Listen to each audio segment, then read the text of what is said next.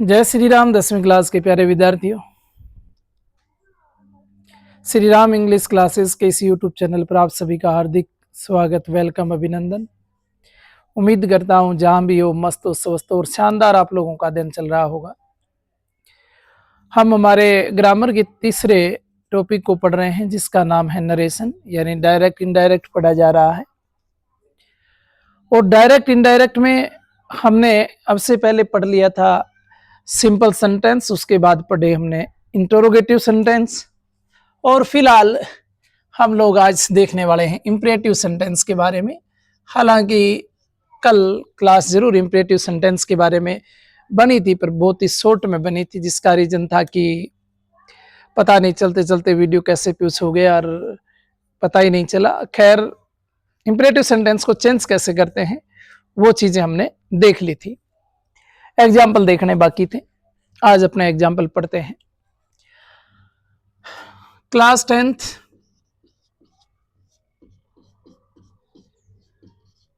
Topic है अपना direct indirect. Direct से आपको इनडायरेक्ट में सेंटेंस पूछा जाएगा कि किस प्रकार से आप चेंज करते हैं। डायरेक्ट का सेंटेंस दिया होगा, इनडायरेक्ट में हमें चेंज करना है। इंपरेटिव सेंटेंस की अगर मैं बात करूं, क्या पढ़ा जा रहा था? तीसरा टाइप पढ़ रहे थे अपने। असरेटिव पढ़ लिया, इंटरोगेटिव पढ़ लिया, अब इंपरेटिव पढ़ रहे थे। और इंपरेटिव सेंटेंस में मैंने आप लोगों को बताया था कि वे सेंटेंस जिनकी शुरुआत मैन वर्ब की फर्स्ट फॉर्म से होती है, या डू से होती है, या डू नोट से शुरू होते हैं, या प्लीज काइंडली से जो सेंटेंस शुरू होते हैं, वो इंपरेटिव सेंटेंस कहलाते हैं। इसमें लेट और लेटेस्ट भी पढ़ेंगे, लेकिन वो बाद की बात है। पहले मैं बात करता हूं मैन वर्ब की फर्स्ट फॉर्म से, डू नॉट से, प्लीज काइंडली से सेंटेंस जो शुरू होते हैं, उनको किस प्रकार से डायरेक्ट इनडायरेक्ट में अपने बदलते हैं।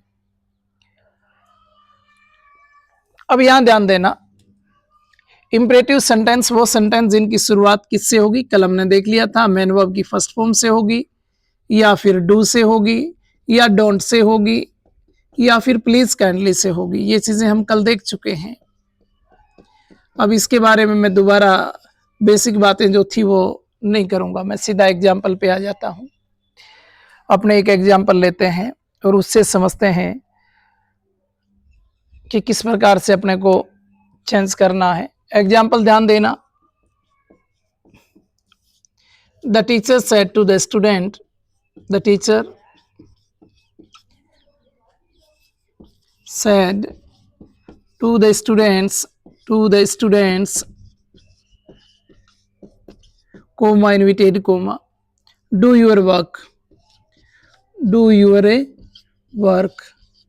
टीचर ने विद्यार्थियों से कहा कि अपना होमवर्क करें, डू यूर वर्क। सबसे पहला काम क्या करना है? फर्स्ट नाम जो भी मिले आरवी के सब्जेक्ट के रूप में, उसके ऊपर आई लिखना और उसका प्रोनाउन लिख देना। टीचर सी भी हो सकता है, टीचर ही भी हो सकता है, इक्वल आर प्रॉपर, तो दोनों ही समान है, यहां कोई प्रॉब्लम नहीं है।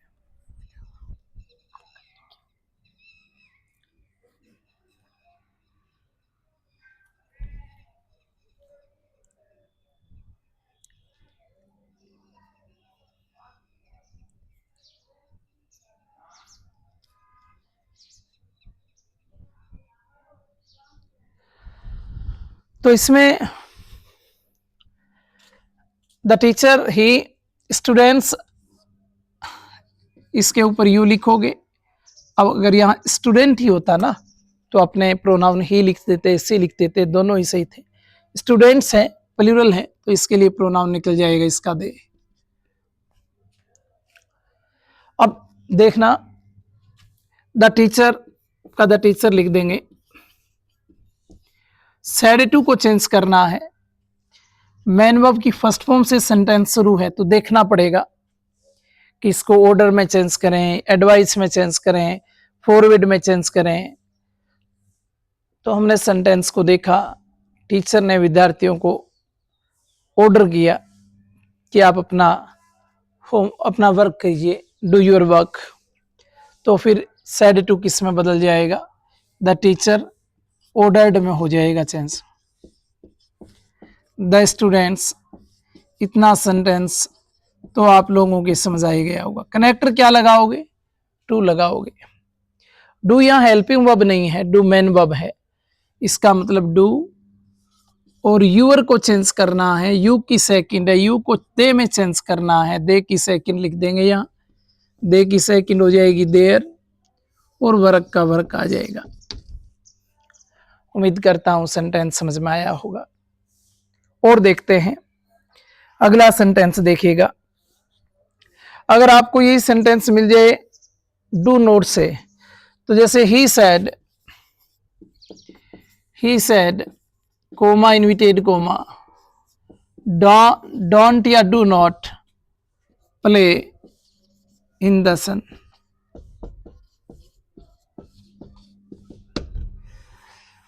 अब ये एग्जाम्पल मिला है do not play in the सन।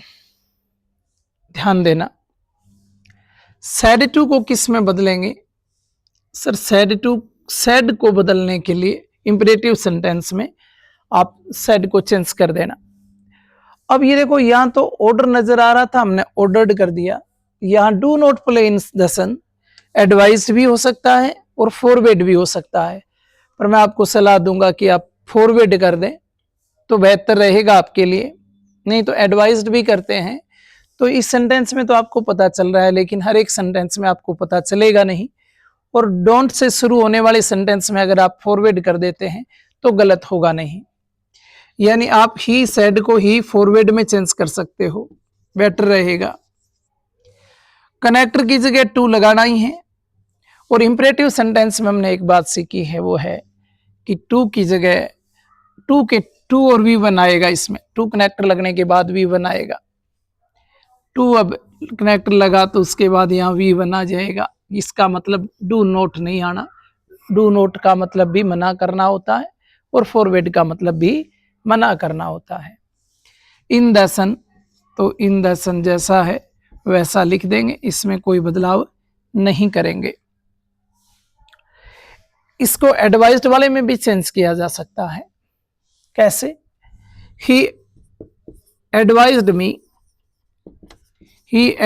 मी, मी अपने मान लेते हैं कि इसमें ऑब्जेक्ट था। कनेक्टर लगाएंगे क्या? टू, लेकिन बेटा सेंटेंस तो हमें नेगेटिव बनाना पड़ेगा। डू तो हटा देंगे, सेंटेंस नेगेटिव में तो नेगेटिव में ही रखना है, उसका मीन नेगेटिव ही आना चाहिए, अर्थ में बदलाव ना हो, ये ध्यान रखें।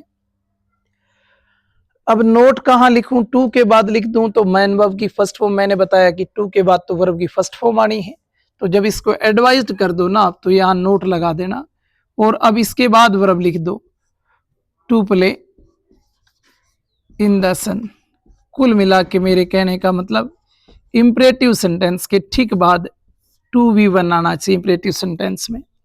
अगर ऐसा बन रहा है आपका सेंटेंस तो सही है, आप चेक कर सकते हैं। इन दोनों तरीकों से क्वेश्चन किया जा सकता था। एक बार पुनः मैं आपको यही सलाह दूंगा कि यही तरीका अपनाएं। एक एग्जाम्पल और लिखो, the teacher said to the students never waste your time. Example क्या था? The teacher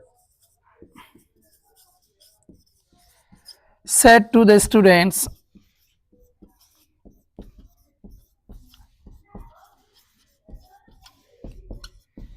never waste your time, never waste your time। Teacher ने विद्यार्थियों से कहा कि अपना समय बर्बाद ना करें। सलाह दी, टाइम बर्बाद नहीं करना है। सर फॉरवर्ड में बदल दें क्या? ना, डू नोट से शुरू होना बेटा, तो फॉरवर्ड में बदल देना। पर ये तो आरएस की शुरुआत नेवर से हो रही है, और जब आपको ऐसा सेंटेंस मिले कि किसी सेंटेंस में आरएस की शुरुआत नेवर से हो रही है तो आपको ऑर्डर्ड करने की आवश्यकता भी नहीं है, एडवाइज ही करना है। ये समझ लेना, यहां एडवाइस ही दी जा रही है। तो नेवर आ गया, इसका मतलब सैड टू को किस में बदलना है? एडवाइस में। तो the teacher advised the students इतना काम तो अपना हो गया। देखो अब द टीचर के ऊपर हमने आई लिखा, अब ही इसी में से कोई भी प्रोनाउन लिखिए, टीचर ही भी होता है, टीचर इसी होता है। द स्टूडेंट्स के ऊपर आपने यू लिखा और आपने देखा कि स्टूडेंट के साथ एस लगा यानी प्लूरल है, तो फिर प्रोनाउन इसका दे हो जाएगा, न कि ही या सी, दोनों ही नहीं, क्या हो जाएगा, दे। अब आप यहां देख पा रहे हो, यहां नेवर है, उसके बाद वी वन दे रखा है। और इंपरेटिव सेंटेंस ये कहता है कि जब डायरेक्ट से इनडायरेक्ट अपने चेंज कर रहे हैं तो कनेक्टर आपको टू लगाना है, और टू लगने के बाद वर्ब की फर्स्ट फॉर्म आनी चाहिए, तो यानी टू वेस्ट आना चाहिए था, लेकिन नेवर अपना बच गया। इसको कहाँ लिखा जाए, इसको टू से पहले लिखना है, छोड़ना नहीं है। टू के बाद भी नहीं लिखना है, वेस्ट के बाद भी नहीं लिखना है, पर लिखना कहाँ है, इस टू से पहले लिखना है, नेवर वेस्ट। यू और यू की सेकंड फॉर्म है बेटा, आप जिसे प्रोनाउन की सेकंड फॉर्म को बोलते हैं। यू की सेकंड हमने यहां लिखा, यू को दे में बदलना है, तो दे की सेकंड फॉर्म आ जाएगी, यानी क्या आ जाएगा, देर आ जाएगा। और देर के बाद सेंटेंस में क्या था, टाइम था, हमने लिख दिया टाइम। इस प्रकार से हमने इन सेंटेंस को डायरेक्ट से इनडायरेक्ट में चेंज किया। देखो ये सेंटेंस डू से शुरू हो रहा था, ये डोंट से शुरू हो रहा था, और ये वाला सेंटेंस नेवर से शुरू हो रहा है। अब अपने प्लीज काइंडली वाले भी देख लेते हैं। मैन वर्ब की फर्स्ट फॉर्म वाला हमने कल देखा ही था, और देखेंगे। चलो अब इसको मैं हटा देता हूं, एक बार आप स्क्रीनशॉट लेना चाहें तो ले लें।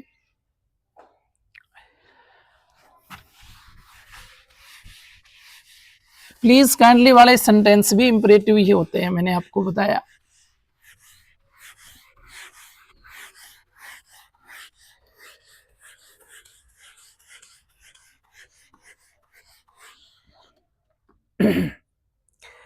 एक सेंटेंस लिखिएगा, the stranger said to me,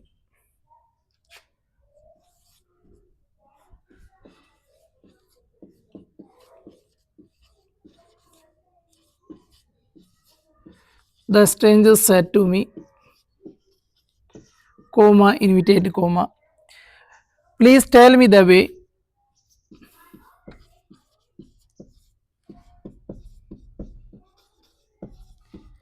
please tell me the way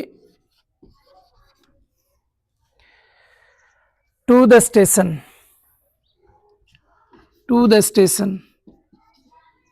चलो यहां लिख देता हूं, इसमें आर एस का है तो इधर ही लिख देते हैं, टू द स्टेशन।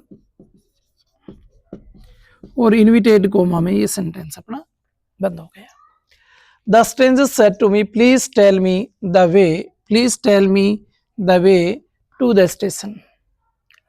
हमने आर एस की शुरुआत को जब देखा तो मेन वर्ब की फर्स्ट फॉर्म से नहीं, प्लीज से हो रही थी। प्लीज और काइंडली से आर एस की जब शुरुआत होती है तो सेड टू जो होता है ना बेटा, रिक्वेस्टेड में बदल जाता है। यानी ये सेंटेंस अपना इस तरह से बनेगा, द स्ट्रेंजर रिक्वेस्टेड मी।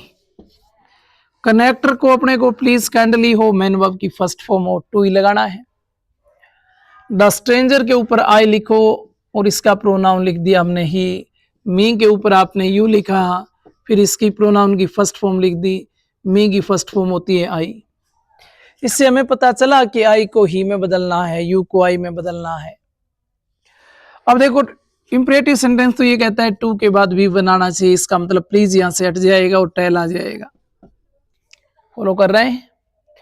उसके बाद मी आई की थर्ड फॉर्म है, आई को हमने लिखा है ही में बदलना है, ही की थर्ड आ जाएगी, यानी यहां मैं लिख दूं हिम द वे। बचा अपने पास टू द स्टेशन, तो लिख दिया हमने टू द स्टेशन।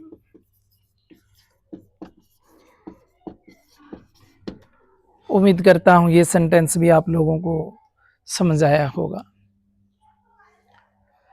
एक और एग्जांपल देख लेते हैं काइंडली से। The student said to the teacher, लिखो फिर, the student said to the teacher,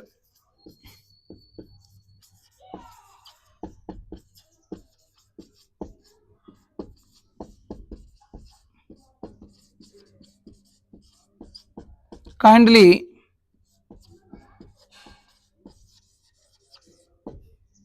check my notebook.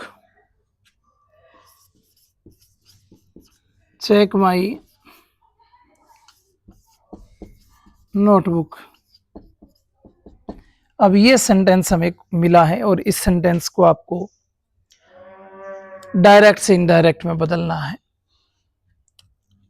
पहला काम, स्टूडेंट के ऊपर आपने आई लिखा, केवल स्टूडेंट है, प्रोनाउन ही सी में से कोई भी लिख दीजिए, सही होगा। द टीचर के ऊपर आपने यू लिखा, ही सी में से लिख दीजिए, अगर ही लिखा है तो अपने इधर सी लिख देते हैं, उधर सी लिखा होता तो अपने ही लिख देते। दोनों तरफ भी सेम मान लेंगे तो भी कोई गलत नहीं है, पर मेरा मानना है कि एक तरफ मेल तो दूसरी तरफ फीमेल मान लेना चाहिए जब मानने की बात आए। कनेक्टर क्या लगाएंगे, काइंडली आए तो सेड टू को किस में चेंज करेंगे, आप भली भांति जानते हो। सेड टू को किस में बदल दिया जाएगा अगर इधर प्लीज काइंडली आए तो, कि the student requested the teacher. Connector क्या लगाओगे, कोमा, इनविटेड कोमा के स्थान पर टू लगाएंगे। प्लीज काइंडली वाला सेंटेंस इंपरेटिव होता है, इंपरेटिव सेंटेंस में 2 + V1 आता है, इसका मतलब यहां से काइंडली गायब हो जाएगा। और ये देखो चेक मैन वर्ब की फर्स्ट फॉर्म है, ये आ जाएगी।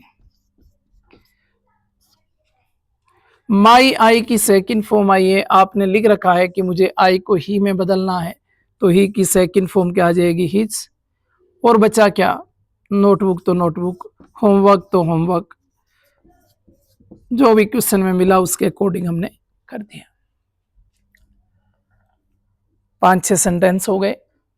इंपरेटिव में और भी देखते हैं, पहले आप इन 2 सेंटेंस के स्क्रीनशॉट लेना चाहें तो ले लें। अब देखिएगा, प्लीज काइंडली वाला एक सेंटेंस और लेता हूं।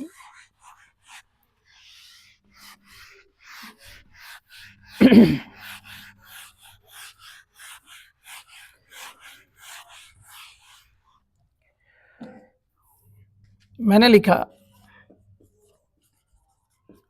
रवि सेड टू डिम्पल,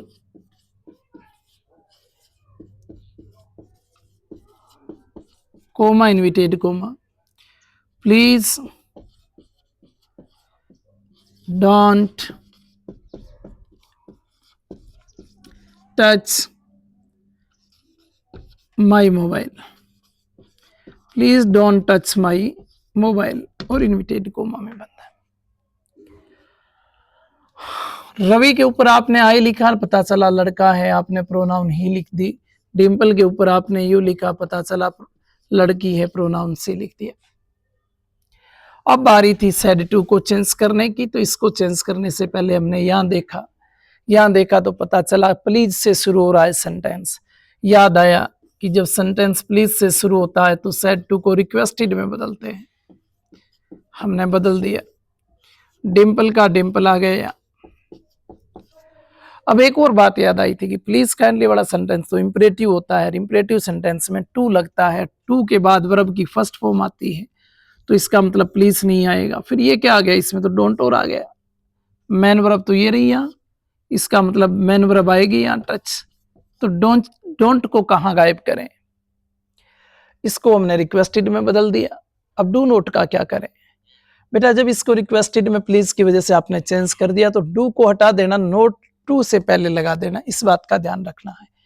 यानी डू तो आएगा नहीं, पर नोट आएगा तो नोट को यहां रख देंगे, ये रख दिया हमने, नोट टू टच। अब आई की सेकंड फॉर्म आई है और आपने इधर लिखा है कि आई को मुझे ही में बदलना है, यानी ही की सेकंड फॉर्म लिख देंगे, तो आ जाएगा क्या यहाँ, हिस और मोबाइल का मोबाइल। उम्मीद करता हूं ये सेंटेंस भी आप लोगों को समझ में आया होगा। और देखो, Pawan said to Gita,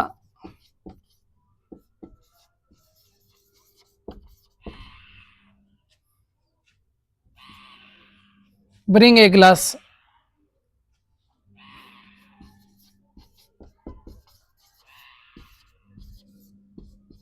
glass of water, एक गिलास पानी लेके आओ।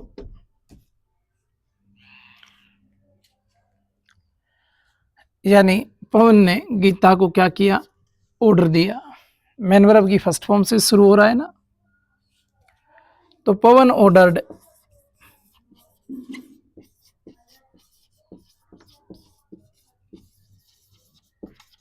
पवन ऑर्डर्ड गीता। कनेक्टर क्या लगा दोगे, टू लगा दोगे। टू के बाद तो वर्ब की फर्स्ट फॉर्म आती है सर इंपरेटिव में, बिल्कुल, ए ग्लास ऑफ वाटर।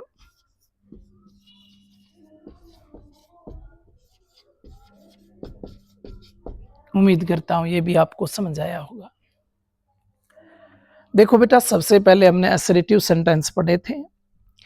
अब वो से शुरू होने वाले, से शुरू होने वाले, विल से वाले। आज कोई अगर नया विद्यार्थी आज जुड़ा है इस क्लास से, तो मैं उससे यही कहूँगा कि आप पहली क्लास से देखते आइए, अगर आपको इसको समझना है तो, बेहतर समझना है तो। फर्स्ट से देखते देखते जब आगे पहुंचोगे तो वहाँ मैंने प्रोनाउन को कैसे बदलना है, टेंस को कैसे चेंज करना है, कब करना है, किस सिचुएशन में टेंस चेंज होता है, टाइम एंड डिस्टेंस को किस प्रकार से बदलते हैं, वो सारी बातें हमने की हैं। अब इसमें ऑप्टेटिव सेंटेंस बचे हैं और एक्सक्लेमेटरी सेंटेंस बचे हैं, यानी 3 से 4 क्लास से मैक्सिमम आपकी और होनी है।